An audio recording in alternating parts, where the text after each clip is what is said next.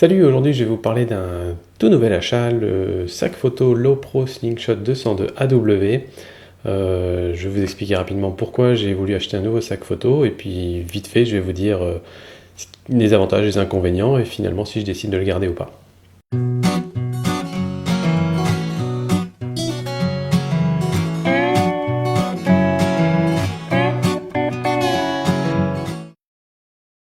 Alors déjà, un sac photo, à quoi ça sert au départ? C'est un petit peu bizarre au début d'envisager d'acheter un sac photo à partir du moment où on vient d'un compact ou d'un réflexe, pas d'un réflexe, pardon, d'un portable, où on a toujours son appareil photo sur soi, dans sa poche, et puis on le sort, on prend des photos, et voilà, il n'y a pas spécialement besoin de sac photo. On commence à avoir besoin d'un sac photo à partir du moment où on passe vers les réflexes notamment, parce qu'on va commencer à transporter plusieurs objectifs, on va commencer à transporter des filtres, on va commencer à transporter des batteries, des cartes SD, et finalement tout plein d'accessoires, et tout ça on ne peut plus vraiment les mettre dans les poches, donc c'est là que ça devient intéressant d'avoir un sac photo. Alors c'est pratique pour ranger tout ça, c'est pratique pour protéger son matériel aussi, pour le mettre sur le dos ou en bandoulière, pour pouvoir le mettre dans la voiture tranquillement, sans que ça se raye, sans que ça s'abîme. Et pour transporter aussi, quand vous allez en avion, en bus, en voiture, en bateau. C'est pratique et ça peut être aussi un critère de sélection pour votre sac justement si par exemple vous voulez le prendre en bagage à main en avion ou si vous allez randonner, le type de sac va dépendre fortement de votre pratique. Alors les trois critères qui je pense sont les plus importants à prendre en compte pour acheter un sac photo, c'est premièrement est-ce qu'il est pratique. Donc pratique, ça dépend énormément forcément de l'usage que vous en avez. Certains vont trouver qu'un sac en bandoulière c'est plus pratique, d'autres vont préférer un sac à dos, enfin voilà. Est-ce que c'est rapide à utiliser? C'est-à-dire est-ce qu'on peut rapidement avoir accès à son appareil photo et commencer à prendre des photos? À partir du moment où on voit quelque chose et le moment où on appuie sur le déclencheur, est-ce qu'il s'est passé une demi-seconde ou est-ce qu'il s'est passé 14 ou 15 secondes? Voilà, ça peut faire pas mal de différence. Et ensuite évidemment la place qu'occupe le sac et notamment la place qu'on a à l'intérieur, tout ce qu'on peut mettre à l'intérieur. Alors il y a plusieurs types de sacs. Il y a d'abord les sacoches, donc un truc qu'on va mettre un peu en bandoulière où on a juste à relever un petit clapet et puis à l'intérieur on a tout comme les sacoches d'ordinateur portable par exemple. Voilà, ça c'est un style qui est assez pratique pour se balader en ville. Voilà, ça on passe un petit peu inaperçu. Ensuite on a les sacs en bandoulière un petit peu comme celui que j'avais avant. Celui-ci, donc ça c'est le Lowepro Nova 160 AW que j'utilise encore fréquemment. Donc là le principe c'est que hop, on le met en bandoulière comme ça. Et on se balade avec, on peut le mettre un peu plus derrière, un peu plus devant comme on veut, et on peut resserrer ici. Voilà. Et ensuite vous avez les sacs à dos. Donc là c'est vraiment, il y en a avec deux bretelles, une ceinture ventrale, etc. comme un vrai sac à dos, et d'autres qui sont qu'on va appeler un petit peu sling, c'est-à-dire que ça se met en bandoulière et on peut le glisser devant, donc on n'a pas forcément besoin de l'enlever pour prendre des photos. Et moi c'est justement un comme ça que j'ai décidé d'acheter, c'est un sling, donc c'est le slingshot de chez Lowepro. Et après il y a d'autres types de sacs photo, mais des valises, des trucs comme ça, mais on va pas forcément en parler ici. Alors, donc voilà le bestiau. Donc je vais vous faire un petit tour rapide. Alors, je vais vous le poser ici. J'ai même la doc, comme ça je peux vous dire exactement ses dimensions. Alors, donc il fait 25 cm par 25,5. Donc 25 par 25,5, ouais, ici c'est un petit peu carré de ce côté-là. Et 45 cm de haut. Et il pèse environ 900 grammes. Voilà, vous savez tout. Au revoir. Donc voilà, ce niveau aspect, fabrication, etc. Là, je trouve qu'il est nickel. C'est-à-dire que c'est un Lowepro, donc on peut pas vraiment se planter. Lowepro, c'est de la bonne cam. Ils font des sacs photos depuis des années.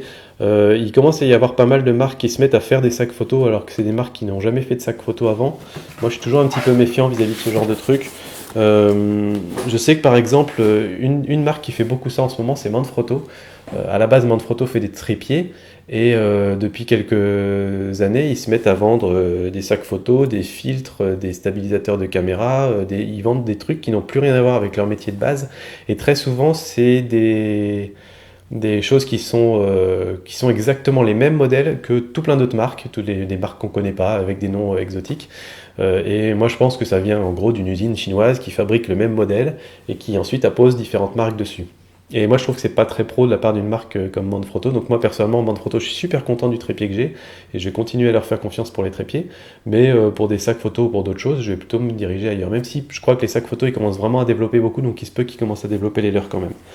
Mais enfin bon bref, voilà, Lopro c'est la marque qui est connue et reconnue pour des sacs photo. Et donc j'ai aucun souci à leur faire confiance, c'est du solide.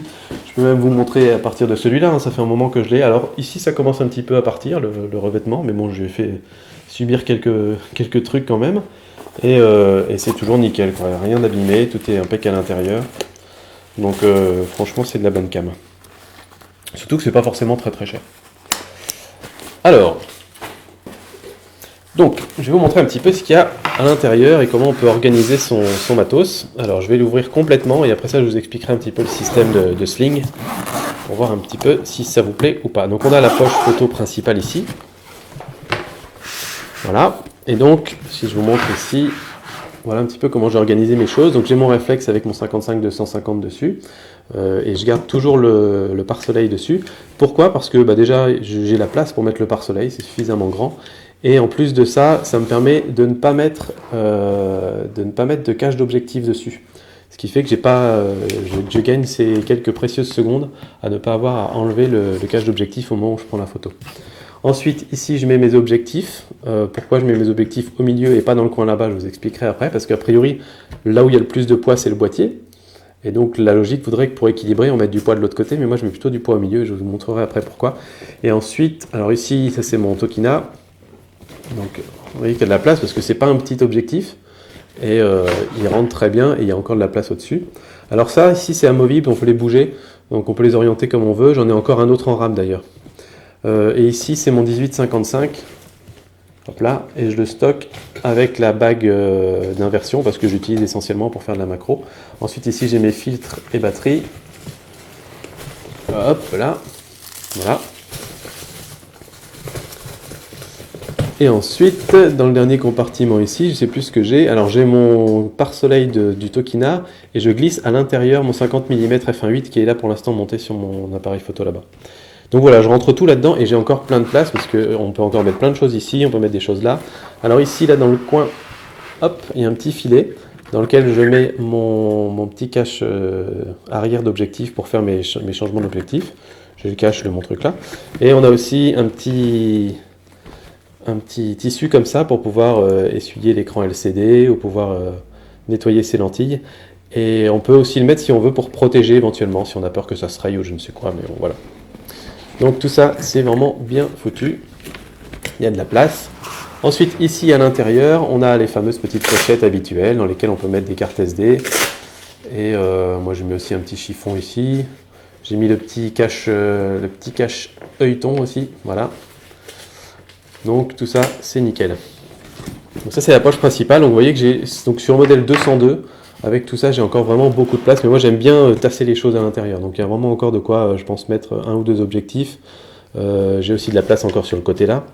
Un truc que je vais vous dire tout de suite, parce qu'après, ce sera plus difficile de vous montrer, et que j'aime bien, c'est qu'une fois que notre sac il est un petit peu fermé comme ça, à moitié fermé, quand on est en train de changer les objectifs et tout, j'aime bien le fait de pouvoir bloquer des choses ici. C'est-à-dire que souvent, quand on passe d'un objectif à l'autre et tout ça, je prends mon truc et hop, je le coince là. Alors là, forcément, il suffit que je dise pour que ça se coince pas, mais habituellement, ça se coince plutôt bien.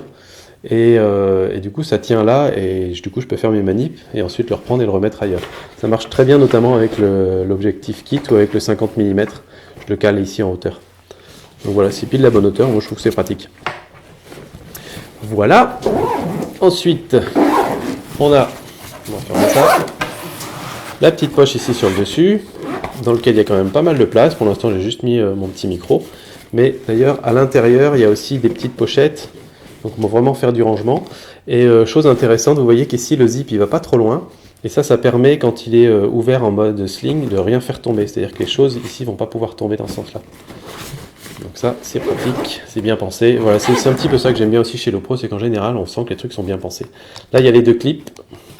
Pareil, je vous montrerai à quoi ça sert tout à l'heure. Ensuite, on a une petite poche ici. Il y en a pas certains qui l'utilisent justement pour mettre leur cache d'objectif ou des choses comme ça. Donc c'est bien. Ici, encore une grande poche. C'est ça qui m'a plu aussi dans ce sac-là, c'est qu'on a une grande poche pour mettre autre chose que des trucs de photo. Parce que souvent, quand je pars, j'ai besoin d'une bouteille d'eau, d'une carte, ou de plein d'autres choses. Ou bien, si je veux utiliser ce sac pour aller chercher le pain, je peux aller mettre mon pain là-dedans. Bon, alors, il faut casser la baguette en petits bouts, mais bon, vous voyez ce que je veux dire, on peut faire plein de choses. Il y a encore une poche ici, il y a des centaines de poches dans ce sac. Et puis, dernier truc, je crois que c'est en dessous, je m'en suis pas encore servi, mais là, ici, on a le fameux All Weather, le AW. Et donc, c'est cette protection de pluie qu'on vient mettre tout autour du sac et qui va le protéger en cas de forte pluie. Donc ça, moi, c'est indispensable d'avoir ce genre de truc pour ce que j'en fais. Voilà. Alors, ensuite, je vais vous montrer un petit peu le système Slingshot, comment ça marche. Je vais mettre debout. Je vous l'avais déjà montré dans une vidéo précédente, mais je vous le remontre. Donc en fait, un slingshot, ça se passe comment? On vient le passer par-dessus la tête, comme ça, et on vient le glisser en bandoulière. Donc le sac, il est dans le dos. Voilà, comme ça. Alors, sur ce sac-là, on ne peut pas choisir dans quel sens on le met, c'est-à-dire qu'on le porte forcément sur l'épaule droite, ce qui moi me fait un petit peu bizarre parce qu'habituellement, mon sac en bandoulière, je le porte plutôt sur l'épaule gauche. Et voilà. Sur ce sac-là, il y a un petit truc en plus que j'aime bien, c'est qu'ici, on a une lanière qui traîne, et qu'on peut venir clipper ici, tac, et donc finalement on a un bien meilleur soutien, et ensuite on peut venir serrer comme ça, c'est facile, et on peut serrer comme ça, ici. Donc voilà, c'est vraiment très très simple, et donc on peut aussi le laisser pendouiller ou le ranger quelque part derrière. Et donc le principe d'un slingshot, c'est que vous avez votre sac, et quand vous voulez prendre une photo, vous n'avez pas besoin d'enlever le sac à dos, de l'ouvrir, etc. Vous passez votre bras derrière, le bras gauche, et attention, 1, 2, 3, sling. Et il est devant vous, sur le ventre, comme ça. Et donc là, il n'y a plus qu'à ouvrir et à prendre l'appareil. Vous êtes prêt à prendre des photos. Voilà. Et moi, c'est ça qui me plaît vraiment dans ce système, parce que je voulais un sac pour prendre des photos à l'imprévu, c'est-à-dire des moments où je ne sais pas quand je vais prendre la photo. Je vais me baisser un petit peu pour parler. Donc, je me remets là. Pour prendre des photos quand je ne sais pas que je vais en prendre. Donc je suis en vélo, je suis en balade, etc. Je veux que ce soit rapide. Je glisse le truc, je prends mon appareil et je suis prêt à prendre des photos. Donc ça, c'est vraiment chouette. Notamment parce que aussi, ça permet de s'appuyer là-dessus. Finalement, ça fait une petite table et on a beaucoup de stabilité avec. Donc on peut presser les coudes là-dessus comme ça et vraiment se mettre là-dedans. Et c'est vraiment très très stable. J'ai fait des photos à un quart, un cinquième de seconde avec mon ultra grand angle. Je vais vous les mettre là d'ailleurs, dans un petit village médiéval très joli d'ailleurs. Et j'étais étonné, en fait c'est vraiment bien stable. Alors bon, pour faire des photos avec ces temps de pause là, il faut quand même s'y reprendre à plusieurs fois, c'est-à-dire que vous faites 10-15 photos et puis vous savez que vous en aurez 2-3 de bonnes dans le tas. Mais c'est des photos que j'aurais pas pu prendre quand même si j'avais pas eu de quoi me stabiliser avec ça. Donc voilà, ça c'est un petit peu le système Sling, c'est vraiment tout l'intérêt, c'est que vous avez un temps très très court entre le moment où vous voyez quelque chose et le moment où vous prenez la photo. Alors attendez, on va essayer. Vous êtes prêts? Je me balade, je vois un truc, waouh, super, c'est parti. Allez, vous comptez. Hop, j'allume mon réflexe, je vais prendre une photo.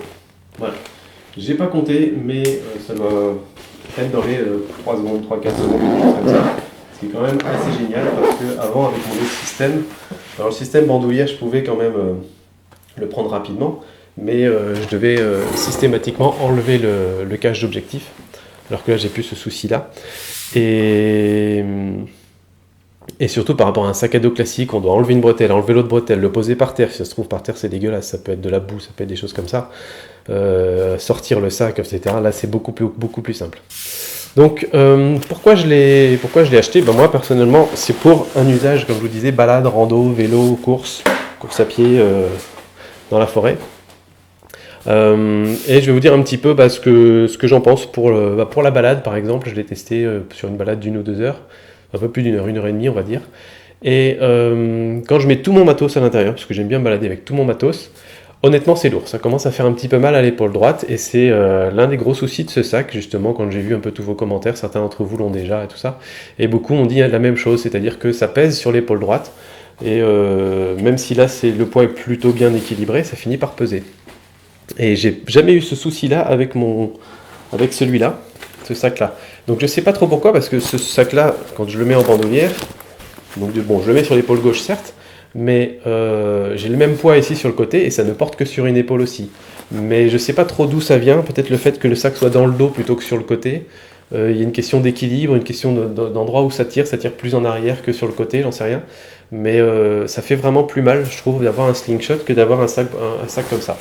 Donc ça, c'est une chose à prendre en compte. Ensuite, pour tout ce qui est randonnée, bah, c'est pareil, si c'est pour randonnée en montée, en descente, etc., c'est un peu comme une balade, donc là c'est un petit peu le même genre de critères. Sauf qu'une rando, ça va peut-être un petit peu plus long sur la journée, donc sur la journée, je vous dis, ça va vraiment faire mal là. Donc personnellement, moi dans ce mode-là, en tout cas dans le mode sling comme ça, je ne l'emmènerai pas en randonnée toute la journée. Mais je vous expliquerai pourquoi après, je peux quand même faire une rando avec ce sac-là. Pour ce qui est vélo, c'est nickel, parce que quand on est en train de faire du vélo, enfin, en tout cas moi j'ai un vélo de route, je fais pas vraiment du VTT, mais on est quand même de toute façon penché comme ça, et donc le poids du sac pèse sur le dos et non plus sur l'épaule directement. Donc là on peut rouler pendant 1 heure ou 2 avec ce sac-là sur l'épaule sans problème, et on sent vraiment rien. Pour ce qui est course à pied, j'ai essayé un petit peu. Et en fait, le souci ne vient pas du sac, le sac est nickel. Une fois qu'on a bien serré les sangles, tout tient bien, tout est bien serré. Et même quand on court, ça bouge quasiment pas, donc j'ai pas peur vraiment d'avoir de frottement aux épaules et tout ça. Par contre, tout ce qui est à l'intérieur du sac bouge. Et même si vous calez tout à l'intérieur, ça bouge, et ça bouge simplement parce que quand vous courez, vous bougez, et c'est tout ça qui va faire sautiller tout le sac d'un seul coup. En fait, le sac bouge en même temps que votre corps, et tout le matos photo bouge en même temps. Et je suis pas sûr que ce soit très très bon pour le matériel photo. Donc je l'utiliserai probablement si je veux aller courir, mais par contre je mettrai dedans mon 1100D et juste les objectifs kits, ceux qui craignent pas, parce que j'ai un petit peu peur d'abîmer le réflexe ou d'abîmer les objectifs qui coûtent un peu cher. Voilà, j'ai regardé un petit peu partout sur internet, il y a finalement il y a pas mal de gens qui cherchent à faire un peu de course à pied avec leur réflexe, mais il y a finalement pas mal de gens qui laissent tomber parce que c'est pas sûr, quoi. Voilà. Alors, quels sont les avantages de ce sac? Bah, vous avez vu, déjà, c'est très rapide pour accéder au matos. Il y a pas mal de place à l'intérieur, c'est une très bonne qualité de fabrication. On peut ranger comme on veut parce qu'on a des compartiments qu'on peut gérer. Il y a plein de petites poches partout, donc ça, c'est vraiment génial. Je trouve qu'il tient très bien sur le dos. Il est assez ergonomique pour ça. Quand on le met, déjà, c'est facile à mettre. Et ça colle vraiment bien au corps. Et en plus, avec la petite sangle supplémentaire en bas, là, on est vraiment certain que ça tient bien. Alors quand vous mettez la sangle supplémentaire, évidemment ça fait une étape en plus. Là je peux pas le faire glisser parce que la sangle vient gêner ça. Donc si je veux le faire glisser quand j'ai la sangle supplémentaire, il faut d'abord déclipser et après venir faire glisser le sac. Voilà. Mais si jamais vous marchez pendant longtemps, ça peut aider quand même à répartir un petit peu mieux le poids et ça tient bien, quoi. Voilà.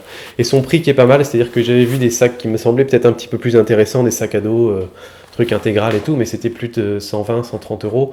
Celui-là, je sais plus, je crois que je l'ai eu à 50, 60 euros, je crois, un truc comme ça. Je l'ai acheté chez Digitphoto d'ailleurs pour voir un petit peu comment ça marche sur Digitphoto. Ça marchait plutôt bien, service normal, prix correct. Donc voilà, pour moi c'est aussi bien que chez Amazon.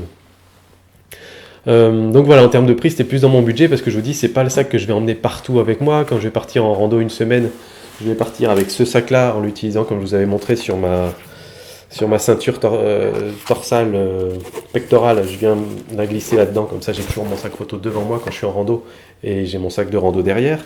Quand je fais des petites balades en famille, je vais peut-être prendre ça. Par contre, je vous dis, pour tout ce qui est vélo, tout ce qui est petite randonnée à la journée, tout ça, je prends ce sac-là. Alors, si autre chose qu'on n'a pas vu quand on a examiné le sac, je vais vous le remontrer, c'est qu'il y a un système pour tenir un trépied. Donc d'un côté là, hop, je vous le remonte de ce côté-là. Ici, on a le côté où on vient ouvrir le sac pour accéder au matériel. D'ailleurs, au passage, les petits clips, ils servent à ça. Ils servent à bloquer les lanières ici pour qu'on n'ouvre que la zone à laquelle on a accès et du coup, rien ne tombe. J'ai fait des tests également, autant vous le dire tout de suite, que quand on ouvre comme ça, pour aller chercher les objectifs qui sont là derrière, on peut tout à fait le faire.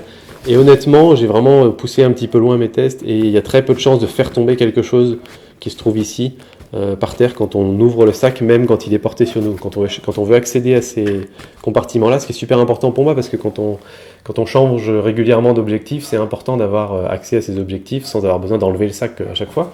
Et honnêtement, ça se fait plutôt bien sans avoir besoin de retirer le sac du dos, quoi. Donc voilà, bref, ça c'est ce qu'il y a d'un côté. Hop. Et du coup, de l'autre côté, ils ont mis un petit système pour pouvoir emmener un trépied. Et donc ce système, il se compose ici d'une autre boucle. J'ai mon truc d'accroche, il est où? Il est là. Il est tombé. Hop. Ça, normalement, c'est là-dedans. Voilà. Et donc vous venez mettre votre trépied ici. Vous venez passer une jambe du trépied là dans ce truc-là. Et ensuite, ici au bout, là, il y a une petite poche. Je ne sais pas si on la voit bien. Et vous pouvez venir mettre 1 ou 2 pieds de votre trépied là-dedans. Alors au départ, sur mon trépied Manfrotto, c'était un petit peu juste parce que les petits cliquets de mon trépied avaient du mal à passer là-dedans. Donc il fallait vraiment forcer les premières fois. Mais maintenant, ça glisse bien. Donc ça passe bien là-dedans. Je mets un pied là-dedans. Je mets 2 petits pieds au bout et ça tient bien. Voilà. Par contre, le gros souci que j'ai par rapport à ce système-là, c'est que sur votre sac, le trépied, il se trouve sur le côté. Et moi, mon trépied, il pèse 1,5 kg et du coup, ça va complètement déséquilibrer le sac. Et quand on le porte dans ce sens-là, hop, ça va le déséquilibrer dans le mauvais sens. C'est-à-dire que si on avait du poids à gauche, ça va pousser par là et donc ça va vous redresser quelque part. Alors que là, le poids, il est à droite. Et du coup, ça va tirer encore plus par là et ça va encore plus tordre le dos. Et j'ai constaté, moi, personnellement, qu'en balade avec un trépied mis sur le côté, en mode sling, c'est vraiment très désagréable. Ça fait très vite mal au dos et mal à l'épaule. Et donc, soit il faut avoir un trépied plus léger que ça, mais je pense qu'il faut vraiment partir sur des trépieds de 600-700 grammes en carbone et compagnie. Parce que vraiment, 1,5 kg, c'est pas forcément très lourd pour un trépied. Et je vous dis, c'est très vite désagréable. Donc ça, c'est un gros souci.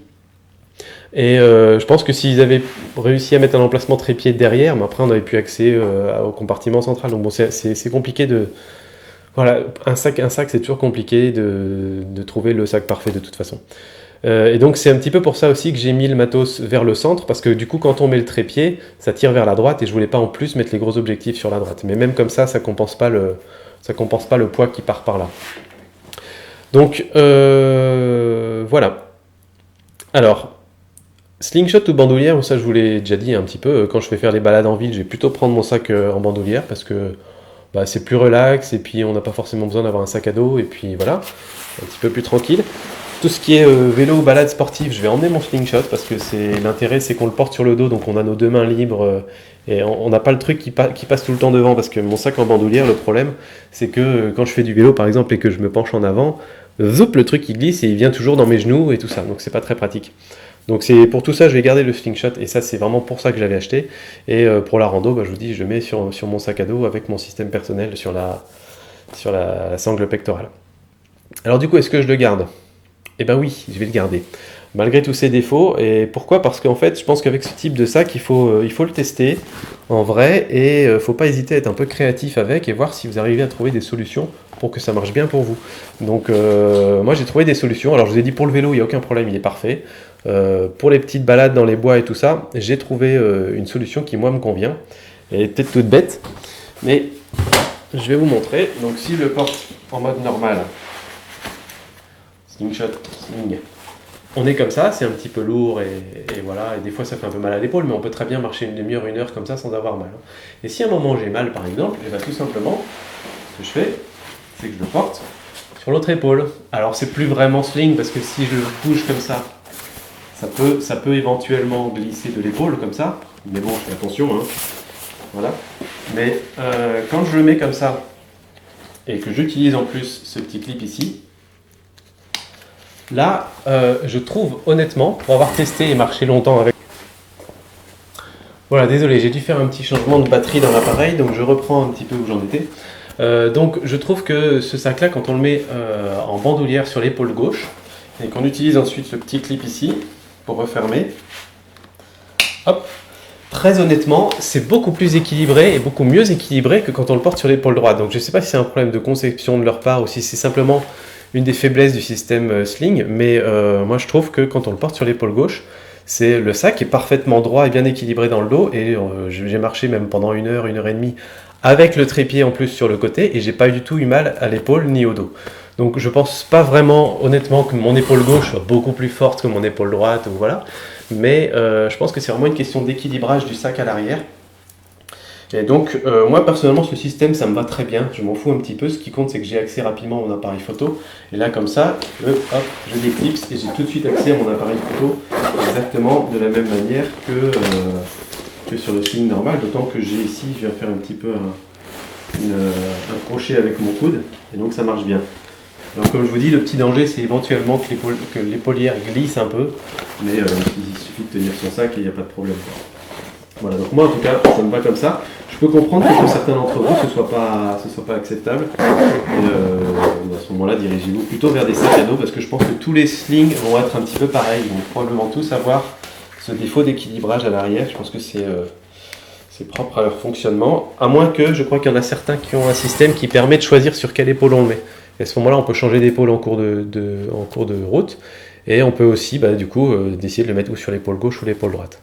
Donc voilà, moi je vais le garder parce que j'ai trouvé ce système-là, de le mettre sur l'autre épaule, qui pour moi fonctionne très bien, il tient toujours aussi bien, et là pour le coup il est parfaitement équilibré, du coup il n'a plus aucun défaut pour moi, quand il marche comme ça. Donc en fait je pense que ce que je vais faire, c'est qu'en rando, je vais partir avec ce sac comme ça, et je passerai d'une épaule à l'autre de temps en temps, voilà, toutes les heures, toutes les 2 heures s'il y a besoin. Et pour moi c'est vraiment pas un problème de faire comme ça. Et donc voilà pourquoi je vais le garder. Peut-être qu'un jour j'achèterai un trépied plus léger aussi, mais ça on verra, je suis encore en train de questionner tout ça pour les histoires de rando. Et je voudrais finir sur une petite anecdote qui, grâce à ce sac justement, m'a permis de pouvoir dégainer très rapidement pour prendre des photos. On se baladait dans la forêt en famille et à un moment j'ai entendu du bruit en dessous et j'ai vu une horde de sangliers qui galopaient comme ça, qui sont passés juste devant le chemin.